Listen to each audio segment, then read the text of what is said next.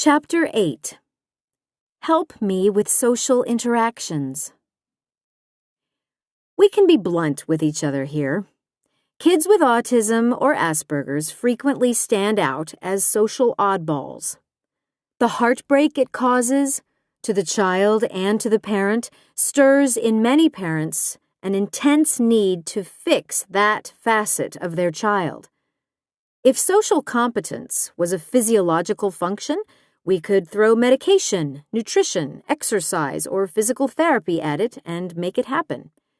If kids with autism were curious, outgoing, motivated learners, we could cultivate social intelligence curriculum style. Too often, our kids aren't like that, and social awareness isn't a set of concrete, itemized skills. Basic manners, please and thank you, use tissue, not sleeve, wait your turn, can and should be taught, regardless of the child's level of function. But learning to be at ease among others in the bustle and nuances of daily life is infinitely more complex. Social skills, behaviors we want our child to exhibit, are the end product of an intricate organism of developmental elements we call social thinking. Just as we all have to learn to walk before we run, we must teach our children to think social before they can act social, with understanding and positive intent, not just by rote repetition or in fear of consequences. Social thinking presents your child with the challenge of factoring context and perspective into his actions, to consider the physical, social, and temporal aspects of his surroundings, to take into account the thoughts and viewpoints of others, to use shared imagination to connect with a play partner, and to comprehend that others have favorable or not so favorable thoughts and reactions to him based on what he says and does. Social thinking is the source from which our social behaviors spring, and this social emotional intelligence may be a bigger determinant in a child's long-term success in life than cognitive intelligence. Parent or teacher, home or school, teaching a child with autism to think social begins with chucking any assumptions you may harbor about his ability to absorb social sensibility by simply being around and observing socially adept people, or that he will somehow, someday, outgrow his social cluelessness. To date, our education system has based curriculum standards on the flawed supposition that all children enter the world with an intact social processing brain and on a presumed social developmental progression. It makes no sense, and is grossly unfair to the child, to respond to a child's social snafus based on such assumptions and then blame his autism when our attempts to teach don't register with him. What our children need is for us to shift perspective and start building their social awareness at its roots. When we say we want our child to learn social skills, we're really reaching for something grander. We want him to be able to fit into the world around him, to function independently at school, in the community, at work, and within his personal relationships. Bryce stated this goal from early adolescence, and, he told me, it had always been his goal, long before he could articulate it or even put a name to it in his childhood thoughts. More than playing by a rule book, being social is a state of confident being that grows with careful nurturing of social thinking skills, starting when a child is very young. Perspective taking. Being able to see and experience the world from standpoints other than your own, and to see these different perspectives as opportunities to learn and grow. Flexibility. Being able to roll with unforeseen changes in routine and expectation, being able to recognize that mistakes are not an end result, but a part of learning and growing, and that disappointments are matters of degree. Curiosity. Drawing motivation from thinking about the why behind things, why something exists, why its existence is important, why others feel the way they do, and how it reflects back and matters to us. Self-esteem. Believing enough in your own abilities to risk trying new things, having enough respect and affection for yourself to be able to deflect the cruel and thoughtless remarks and actions of others as saying more about them than you. Big picture thinking. Appreciating that social thinking and social awareness are part of all we do, whether or not we are interacting with others. We read stories, trying to figure out the motives of characters and predict what they will do next. We replay situations in our head, deciding whether or not we acted appropriately. Your child may tell you, "I don't care about being social. I'm happy by myself." He may mean it in the moment, and many people do generally prefer solitude to socializing. But it's also true that some of our kids adopt the "I don't care" attitude to deflect the pain of caring very much and not having the knowledge, skills, and support to overcome their social barriers, and in doing so, be able to achieve their goals and dreams in life. Communication. Understanding that we communicate even when we are not talking. Michelle Garcia Winner, Thinking About You, Thinking About Me, 2nd edition, 2007, who coined the term social thinking and is considered today to be one of the leading voices in the field, outlines 4 steps of communication that unfold in linear sequence within milliseconds and often without conscious thought. We think about other people's thoughts and feelings as well as our own. We establish physical presence so people understand our intention to communicate. We use our eyes to monitor how people are feeling, acting, and reacting to what is happening between us. We use language to relate to others. Did you notice that language enters the communication equation only as the last step? And yet it's where, as parents and teachers, we typically place emphasis. Teaching only step 4 in the absence of the other 3 leaves your child or student inadequately equipped, vulnerable, and wide open to the likelihood that she will be less effective, less successful in her social communication. It's equally important to imbue your child with a sense of the role nonverbal communication plays in his social encounters. The junctures at which the subtleties of social interaction can go awry fall into 3 broad categories. Vocalic communication. He doesn't understand the myriad nuances of spoken language. He doesn't understand sarcasm, puns, idioms, metaphors, hints, slang, double entendres, hyperbole, or abstraction. He may speak in a monotone, suggesting boredom to the listener, or he may speak too loudly, too softly, too quickly, or too slowly. Kinesthetic communication. He doesn't understand body language, facial expressions, or emotional responses, crying, recoiling. He may use gestures or postures inappropriately and may refuse eye contact. Proxemic communication. He doesn't understand physical space communication, the subtle territorial cues and norms of personal boundaries. He may be an unwitting space invader. The rules of proxemics not only vary from culture to culture, but from person to person, depending upon relationship. Intimate? Casual but personal? Social only? Public space?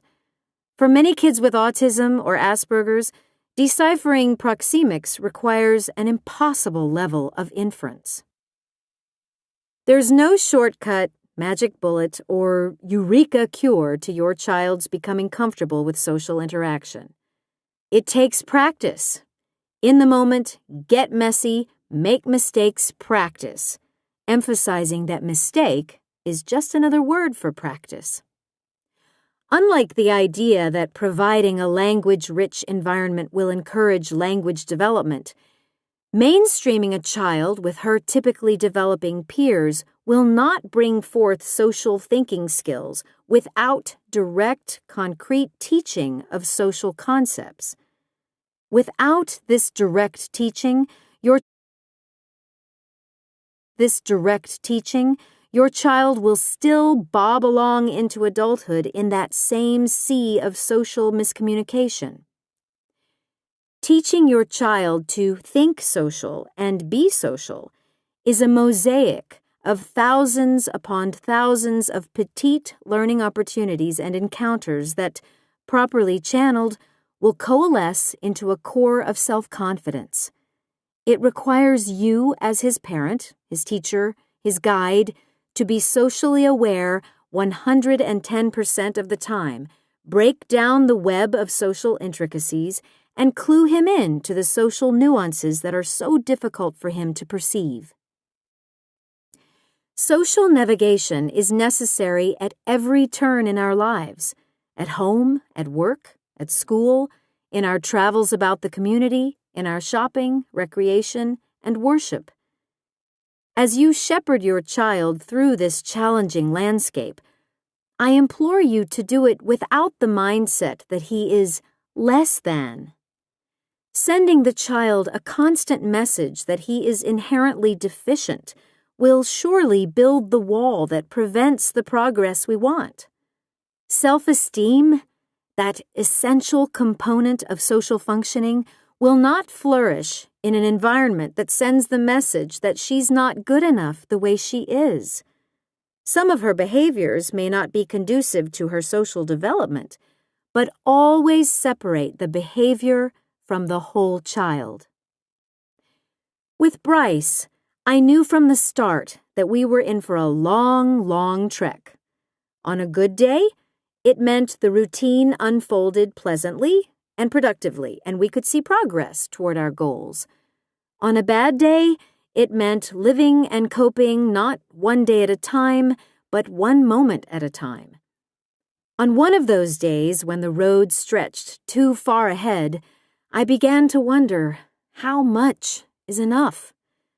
When the need is as all-encompassing and as never-ending as is the constellation of social skills, how would I know where the teaching and nurturing of those skills would cross the line into the repair mode? Where lay the boundary between providing my son the galaxy of services and opportunities he needed and, well, bombardment? Barely 5 years old, he put in rigorous 6-hour days in a developmental kindergarten with afternoon inclusion, speech therapy 3 days a week, adaptive PE, and one-on-one occupational therapy. Yes, we could go on making the rounds of after-school supplemental therapies, tutorings, and social activities, but I had serious misgivings about what sort of message it sent. Something is wrong with me. On the day I first became a mother, our pediatrician told me, "Trust your instincts. You know more than you think you know." Now I chose to follow that advice. I pulled Bryce out of everything but school. I did it because I believed that the pace, the manner, and the context in which we taught him were parts of the skill-building equation as crucial as the skill itself. Force-feeding, without creating relevance, without building a framework for him to understand the why behind his social behavior, would bring forth a gag response. The environment in which he would best be able to learn would not be one of incessant pressure and demand. My job was to create that foundation where social awareness could flourish and he could develop genuine self-esteem, like himself, and be comfortable inside his own skin. With those underpinnings, I trusted that he would more easily learn social skills on his unique timetable, not one that I or others had lifted from books or charts or comparisons to other children. I wasn't sure I was doing the right thing, But with Bryce, there did seem to be a direct relationship between the pace of teaching, his growing self-awareness, and his self-esteem. His downtime was his recharging time. It enabled him to exercise some choice over a portion of his life and consequently to be willing to give 100% at school. "Bravo," said his para-educator. "You wouldn't believe how many exhausted kids I see. Like all kids, they need time to just be kids." Bryce, who by 13 had succeeded at social interaction in settings ranging from team sports to school dances, was a splendid example of what a child with autism can achieve when healthy self-esteem leads the way. How many, many miles along the spectrum we traveled to get there, sometimes trudging, sometimes tripping the light fantastic. In hindsight, I can see that my relentless reinforcing of his self-esteem proved an enormous factor in his willingness to be nudged out of his comfort zone and to expand that comfort zone. Not yet out of middle school, he had the jaw-dropping, for any kid, ability to deflect teasing and cruelty with the perspective that the insulter needs to work on his manners or has some growing up to do. Teaching social awareness as an overall concept may feel overwhelming, but as with any large task, you'll be more effective if you separate and clarify your goals, address one goal at a time, start small, and build upon incremental successes. Remove obstacles, usually sensory, language, or self-esteem issues, and throw out preconceived, stereotypical measures of what constitutes progress, the definition of which is sure to be a moving target. Separating goals and keeping them manageable is of the essence, because where messages overlap, you can't expect your child to be able to sort the primary goal from the secondary one. If you want your child to be a pleasant, involved member of the family at dinner, recognize that several intersecting goals are involved. To isolate the social component, you may need to provide adaptive seating and utensils, eliminate foods, his and others, smells and sounds that offend his senses, and make concerted efforts to include him in the conversation. Ensure that his time at the dinner table is not an exercise in unpleasant smells and enforced two-bite tastings, lectures about manners, and the incomprehensible prattling of the group. If the goal is socialization, separate it from food goals or fine motor processing goals. I've had to walk that talk. At various times in my kids' lives, they ate breakfast in their bedrooms. The commotion of the morning routine rattled them, and the goal at that time of day was nutrition, not socialization. This temporary accommodation, one of many we made along the way, lasted a few months, not forever. And let me tell you where this patient separation of goals got us. The year Bryce was 12, we celebrated my birthday as a family in one of the most elegant white tablecloth restaurants in town. The boys loved it, and I will experience few moments more magical than watching Bryce stride confidently up to the piano bar, $5 tip in hand, to ask the piano man, "Could you please play Stardust for my mom? It's her birthday." The many years of slow but steady acclimation melted away. There's no pill, potion, or recipe for instilling social capability. It builds, phoenix-like, upon itself, particle by particle, day by day. To the top of the mountain, one step at a time, advises the old proverb. We're not Moses, so there won't be tablets at the summit, if there is a summit. But if there were, they might look something like this. 1. Eradicate the thought of fix. 2. Build your child's self-esteem as a foundation for social risk-taking and a shield against the unkindness of others. 3. Focus on social thinking as the means to developing social skills. Learning to consider the thoughts and feelings of people in her environment and working to maintain a balance within social situations will smooth the way for generalization of skills across situations and settings. 4. Create circumstances in which she can practice social skills and succeed, not intermittently, not occasionally, but constantly. 5. Be specific in defining your social skill goals and beware of goals that overlap or conflict. 6. Start at your child's real level of social processing, not a perceived or assumed one. Some of our kids with advanced vocabularies and elevated IQs fool us into thinking their social abilities are as developed. In most cases, they're not. 7. Keep teaching increments small. Build as you go. 8. Maintain an open-ended definition of what constitutes progress. 2 steps forward, 1 step back is still growth to be celebrated. 9.